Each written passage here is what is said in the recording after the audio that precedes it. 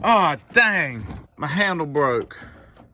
In this video, I'm going to tell you why it's a good idea never to throw your old saws away that broke. Also, I'm going to tell you about a special snare somebody came and hand airbrushed for me in my personal collection and the story behind it.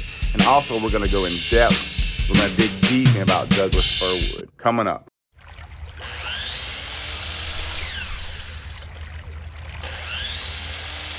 Freaking just broke the handle on my DEWALT miter saw. Trying to carry too many boards at once. I mean, thankfully, I got a backup because I do not throw nothing away. You go through your saws like I do, you tend to not throw nothing away.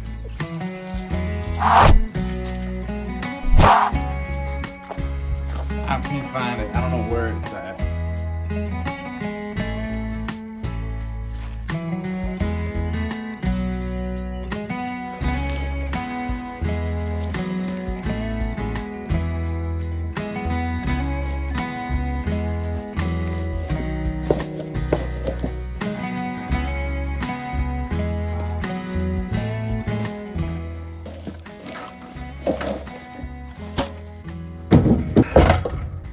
Probably should clean it off a little bit better, but this is the only part I'm gonna need right there. It's the only part I'm gonna need. Look at this old drum. I will never sell. This amazing snare drum was airbrushed from a good friend of mine, Dennis Shannon. When our house burnt a few years back, he donated this drum to me, which I thought was amazing. We had to move out, and he was like, man, I'm in town here. I really want to do you something special. Where are your drums at? Do you have any bare shells or just a bare shell? I was like, man, what are you going to do with it? He said, I just want a bare shell. Don't worry about that. I just want a bare shell. And I was like, all right, I got one in the back. I'm gonna give you a little bit of info on Douglas fir wood. Janka hardness is gonna be about 620.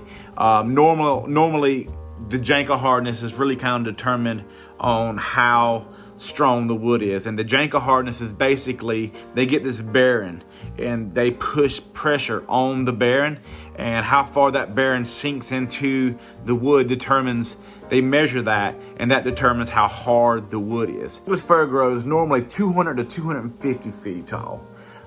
It can be 5 to 6 foot in diameter. Normally, Douglas fir wood is very straight. These trees are very long, and these boards we've got from an old bleacher boards, and a lot of schools used to use them for their bleachers because they were so straight, and they're virtually clear. They didn't have a whole lot of knots in it. It's very straight, very stable. The grain on them is really tight. It's similar to hard pine. It really is. And a lot of times it's kind of hard to tell the difference between the two, only with a skilled eye. But you can actually see that how dense and how tight the grain pattern is. And I think that it's just an amazing wood that's kind of the underdog. People don't really hear about it. And you know, you can't get this wood but old grown Douglas fir trees that has been reclaimed. I believe that some of the drums that we did, Max, quit. I believe that some of the drums and some of the kits that we did out of this old wood, you're not going to be able to get this stuff no more. And some of these kits that we built originally out of these old bleacher boards is going to be extremely valuable because there's none like it. You cannot find it. This wood sounds amazing. It has a very nice, warm tone. It kind of wants to move out of the way quickly. It's going to be a little drier sound.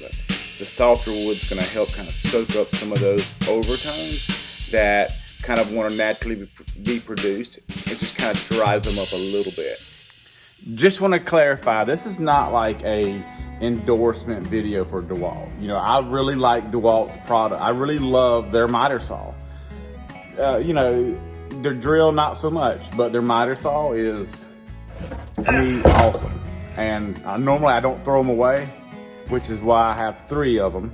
But these saws is cut, you know, I can't tell you how many boards, you know, thousands and thousands and thousands of boards back and forth, stage. You figure, you know, sometimes I cut my drums out with a miter saw. Sometimes I cut it with a radial arm saw. It just depends on my mood that day. I get bored doing something the same way every time. This one right here is obviously got a broke handle. Like the only thing wrong with this one is this handle's broke. Motor's fine. It's got a couple broke areas here that's chipping back. Other than that, that's all cuts really good. The fence slides kind of easy. This one right here is definitely on his last leg.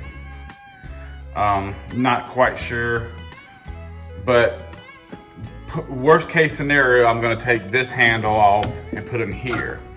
Swap the handle off there. But now this one here is another one that I had that just kind of started making funny sounds. Just from looking in there, I can go ahead and tell you right now that it's missing a bunch of bearings. Now this is the first saw that I had to do this. Now this saw here is a lot newer than this one. This one I've had for a while. This is the vertical design. Then this is here is the horizontal design. But I just got to make a decision. Do I want to replace that motor, swap these motors out, so I can have one working saw, or just scratch it? Because I'm gonna get away with all of these. I'm gonna have one working saw. So the verdict has been made. I'm gonna put this one back. I'm not gonna throw it away, but I'm gonna put it up somewhere because I have to take, it needs a new motor and I wanted to see what was wrong with it anyhow. This one over here, I'm just gonna swap these handles around and I'll be back in business.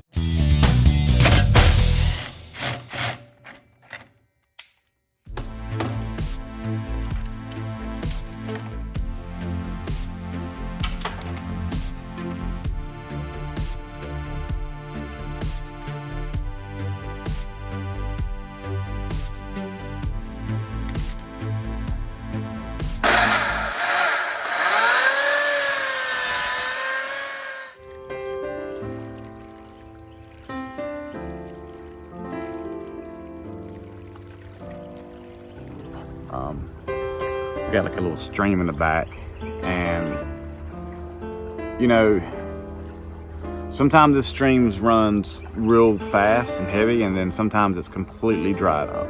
And I say that because my stream is running wild right now. You're gonna wait to see all these drums that I'm fixing to get started on. You're gonna see a lot of drums coming out. It's gonna be flowing. I mean, look guys, everything has a story. I'm very excited about next week. I'm start getting some wood and start getting some of these snare drums out. I had to take a little bit of a break from drum building, but I'm back. So to get started, I really want to go ahead and catch up on some of the old orders. And the first one that I'm going to do is going to be a really unique one. That's going to be from a really special friend, client. He wants a heart pine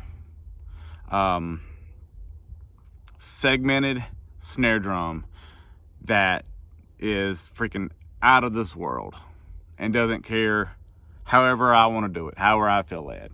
And I feel like when you do that kind of stuff, that's how you're going to get the most unique part of your drum. That's kind of going to be the part that how you're going to be able to shine and really get something cool.